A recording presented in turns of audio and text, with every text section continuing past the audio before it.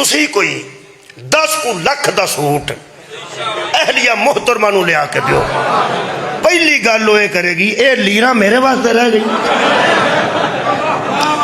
अगर किसी की सौजा मुतमिन होवे तो मैं उन्होंने मुबारक दें।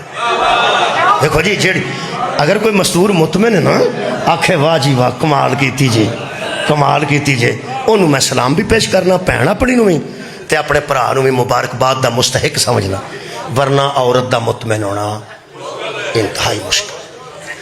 अगर किसी की मस्तूर औरत बड़िया जी मिसालां ने मैं दे चुका हाँ मैनू फोन भी आउंदे ने। मैं एक मिसाल दे बैठा मैं अपने घर के दुआले जो पौधे लवाए ने मैं अर्ज की भी पत्तों क्या तो मैं मंगवा के लाए तो आप लिया के लाए ने बड़े खूबसूरत। मेरी यह लिया जदों निकली है ना बाहर कदी अब तो मौका नहीं मिलता कदी कदी असी कोई महीने बाद कदी कट्ठे निकली नहीं वो मैनू लोगों के बगीचे विखाती आओ वे सब दे फुल खिड़े ने जेड़े तू